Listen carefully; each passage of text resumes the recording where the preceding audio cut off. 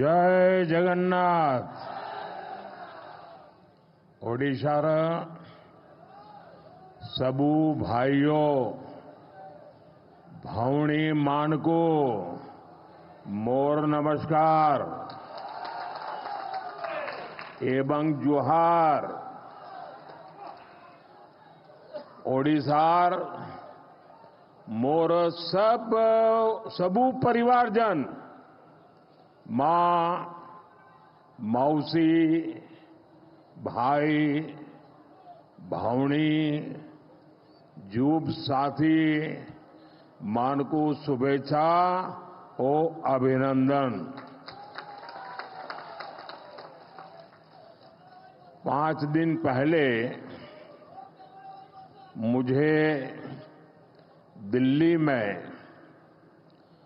उड़ीसा पर्व इस शानदार समारोह में शामिल होने का अवसर मिला था और बहुत बढ़िया मसाले वाली चाय भी पी थी।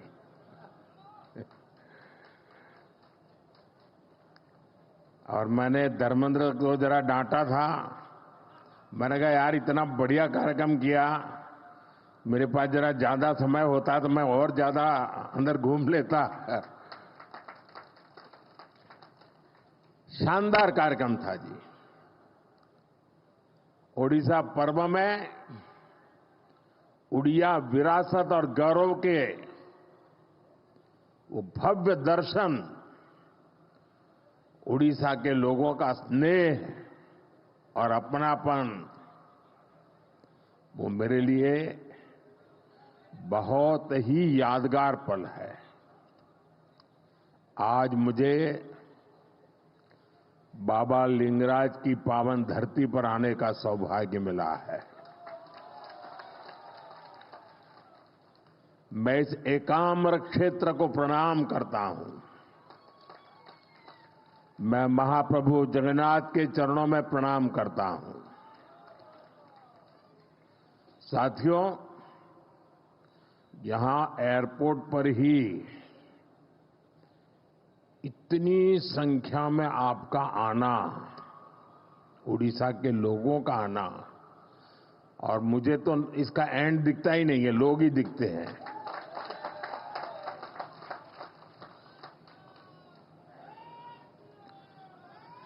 आपके इस प्यार के लिए मैं आपका बहुत आभारी हूं।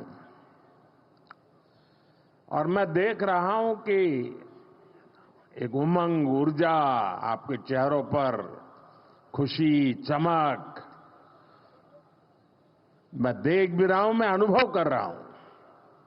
और ये चमक बता रही है कि महाराष्ट्र चुनाव के नतीजों ने, हरियाणा के चुनाव के नतीजों ने, और इन दिनों देश भर में जो उपचुनाव हुए उससे जो नतीजे आए हैं, पूरे देश में कैसा विश्वास भर दिया है, ये मैं आपके आंखों में देख रहा हूं। अब देखिए, उड़ीसा ने शुरुआत की, फिर हरियाणा, फिर महाराष्ट्र, और यही तो भाजपा की विशेषता है और यही हमारे कार्यकर्ताओं का सामर्थ्य है, हमारी पार्टी के कार्यकर्ताओं का सामर्थ्य है। विपक्षी दल बीजेपी सरकार के खिलाफ सुबह शाम अपप्रचार करते रहते हैं, लेकिन जनता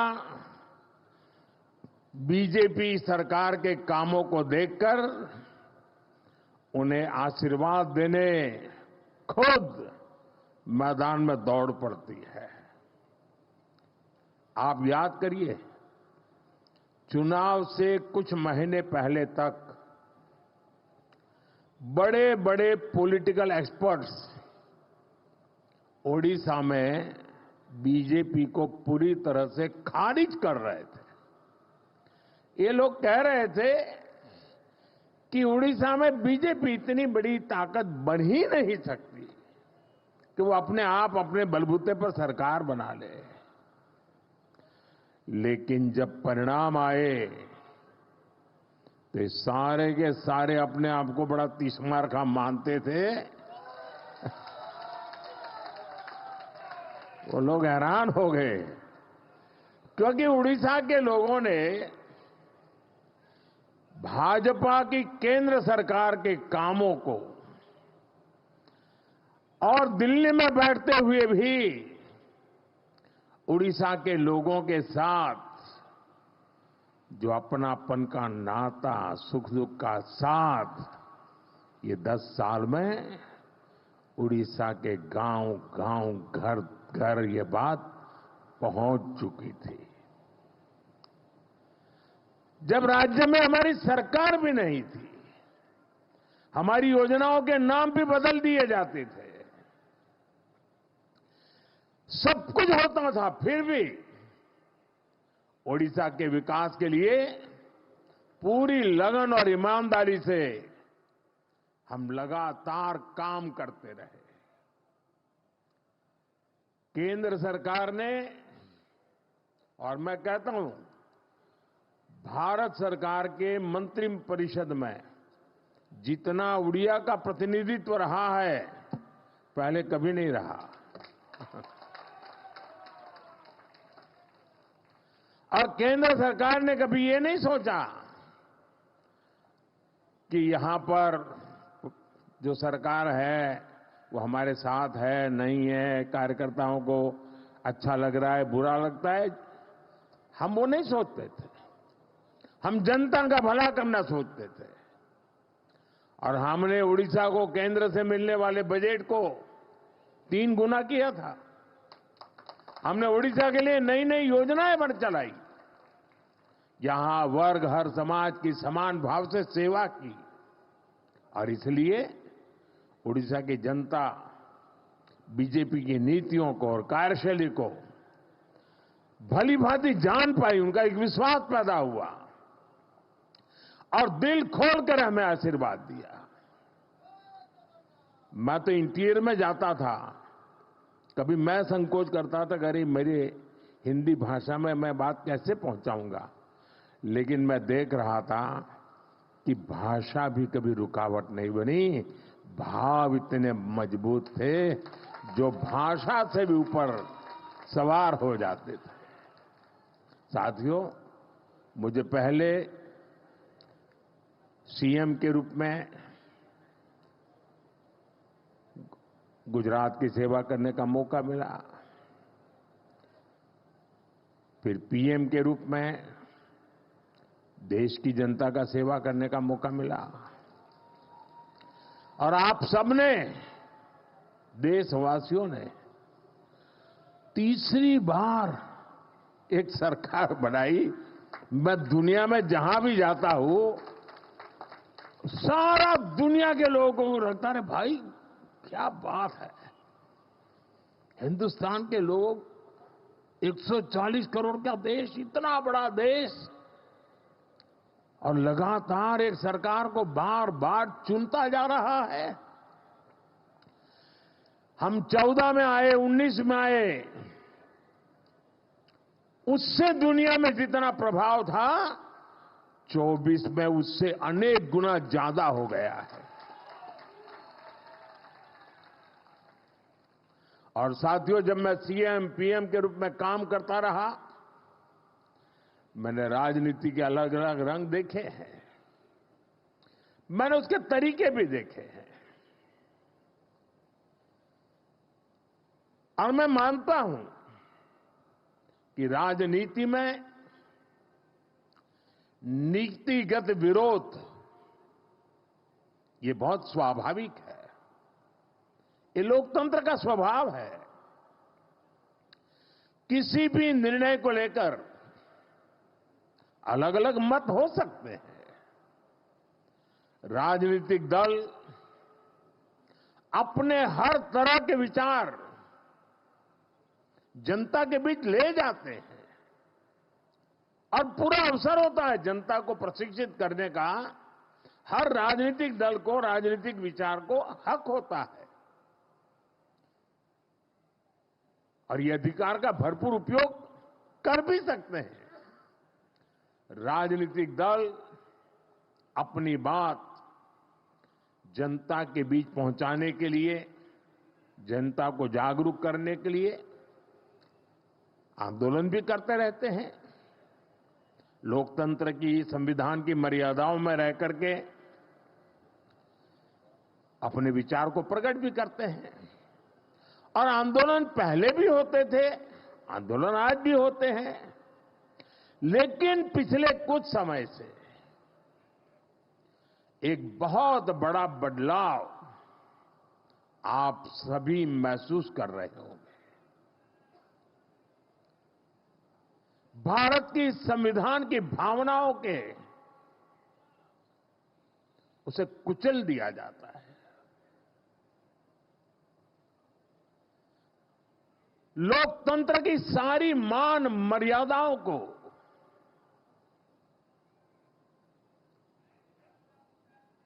अस्वीकार किया जाता है। जो लोग सत्ता को अपना जन्मसिद्ध अधिकार समझते हैं, उनके पास केंद्र की सत्ता पिछले एक दशक से वो खो चुके हैं। अब पहले दिन से देश की जनता किसी और को आशीर्वाद दे, इसका गुस्सा जनता के ऊपर भी है। इस स्थिति ने उनके अंदर इतना गुस्सा भर दिया है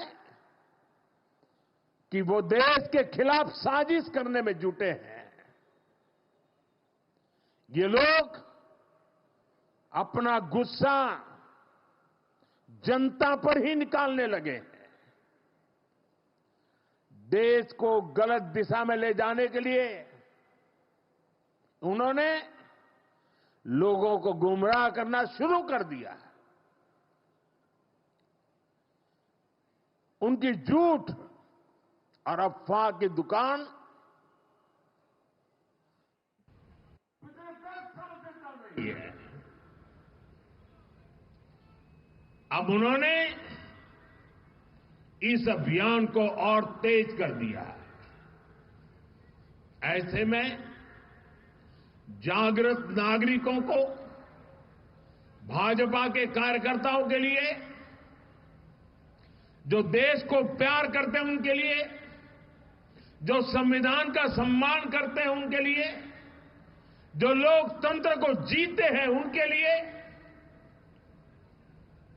ऐसे लोगों की हरकतें, उनके इरादे, उनके कारनामे बहुत बड़ी चुनौती बनते जा रहे हैं। और इसलिए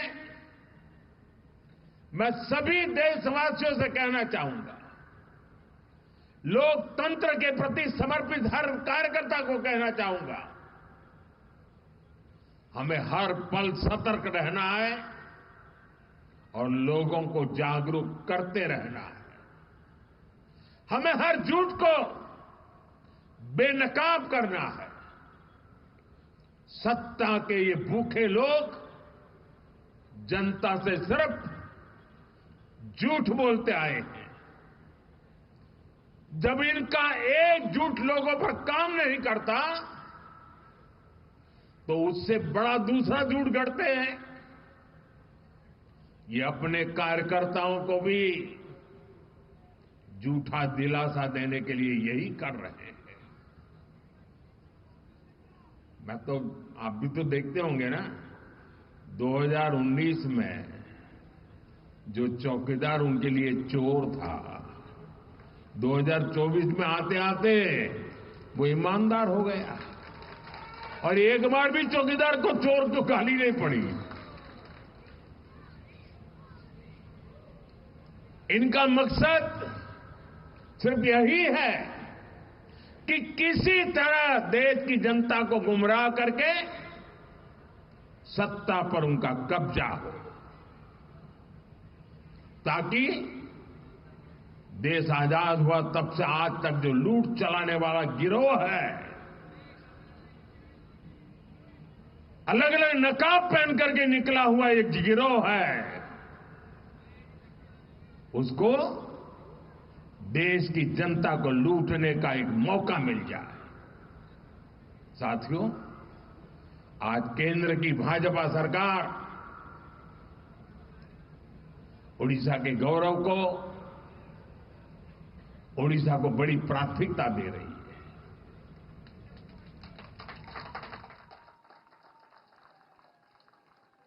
इसी महीने ओडिशा में आप सभी ने बाली यात्रा का भव्य आयोजन किया, सफल आयोजन किया है।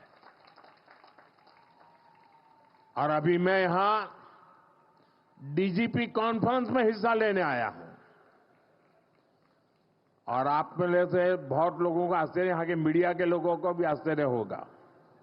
हमारे देश में लगभग 125 साल से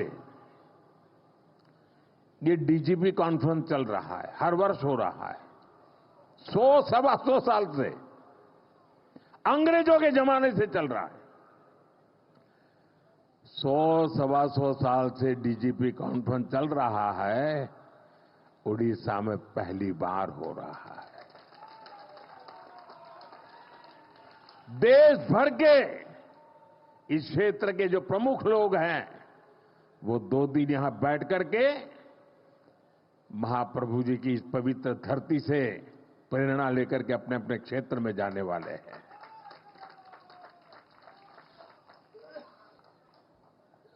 अभी तो डीजीपी कॉन्फ्रेंस है, अभी 4 दिन के बाद 4 दिसंबर को यहां पर नौसेना दिवस का अवसर इस बार पुरी में ऑफ डेमो 2024 का आयोजन हो रहा है। ये भी अपना अपना बहुत बड़ा अवसर होता है।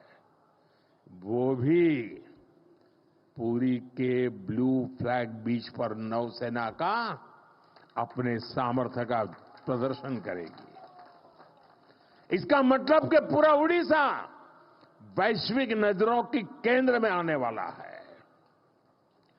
और फिर 1 महीने के भीतर भीतर 2025 में जनवरी महीने में ही 8 से 10 जनवरी भुवनेश्वर में प्रवासी भारतीय दिवस का बहुत बड़ा आयोजन है। विश्व भर के लोग आने वाले हैं। दुनिया भर के लोगों का आपको स्वागत करने का अवसर मिलने वाला है। और यहां लोग जो भावनाएं लेकर के जाएंगे, पहले G20 में अलग प्रकार के लोग आए थे। ये हमारे देश के ही लोग हैं जो कई वर्षों से विदेशों में रहते हैं, वो सब आ रहे हैं। और ये लोग जब वापस जाएंगे ना, तो उड़ीसा की इतनी कथाएं दुनिया भर तक पहुंच जाएगी। उड़ीसा का भरपूर प्रचार प्रसार होगा और यहां पर्यटन के अवसर बढ़ेंगे। हम उड़ीसा को देश ही नहीं, दुनिया के नक्शे पर प्राथमिकता दिलाना चाहते हैं। इस तरह के आयोजन उड़ीसा को मिल रही प्राथमिकता का प्रमाण है। आप अभी से प्रवासी भारतीय दिवस की तैयारियां भी जरूर करें और G20 से भी शानदार होना चाहिए। एक ऐसा अवसर है जिसमें हर कार्यकर्ता अपने सामर्थ्य का प्रदर्शन कर सकता है। हमारा उड़ीसा स्वच्छ हो, सुंदर हो, हमारे पास 1 आध महीना है, शानदार कर सकते हैं, सफाई का बड़ा अभियान चला सकते हैं। यहां की संस्कृति से लोग परिचित हो, इसके जन भागीदारी से करना है। उड़ीसा के हर नागरिक को लगना चाहिए दुनिया के मेहमान मेरे घर आ रहे हैं, ये भाव आना चाहिए। हम और आप मिलकर के उड़ीसा के गौरव को बढ़ाएंगे। साथियों, उड़ीसा में डबल इंजन की सरकार बनने के बाद यहां हर सेक्टर में विकास ने नई गति पकड़ ली है।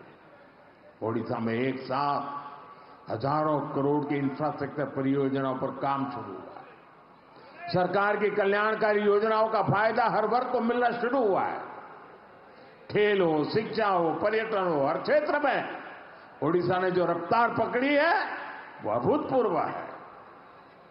ओडिशा के शहरों में आधुनिक सुविधाएं, नई नई सुविधाएं जोड़ी जा रही है और राज्य की भाजपा सरकार यहां स्टार्टअप इकोसिस्टम डेवलप करने पर फोकस कर रही है। नौजवानों का उज्जवल भविष्य का शिलान्यास हो रहा है। राज्य की धरोहर को समृद्ध बनाने का अभियान भी तेज गति से चलाया जा रहा है।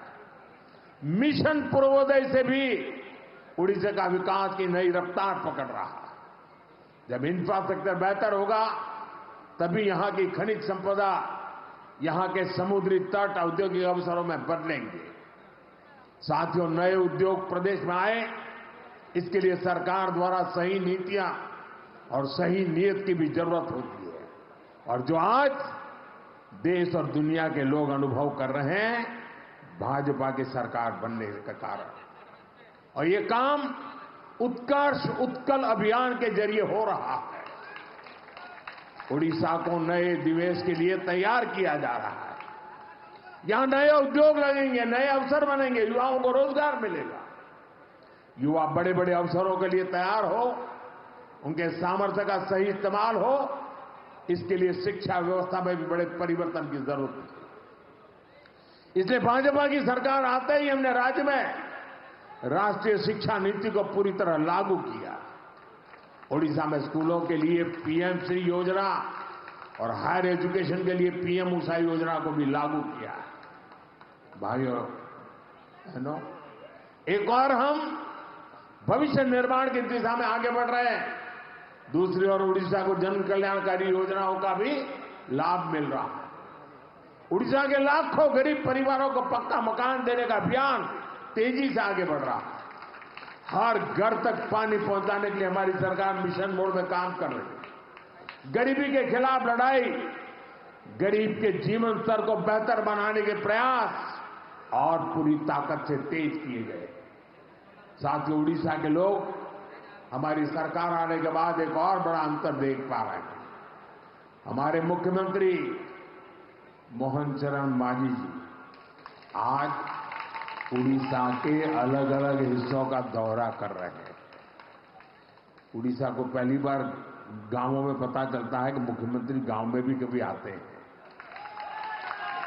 जनता से जुड़ना और जनता के बीच जाकर उनकी समस्याओं को समझना, यही भाजपा की परंपरा है, भाजपा की संस्कृति।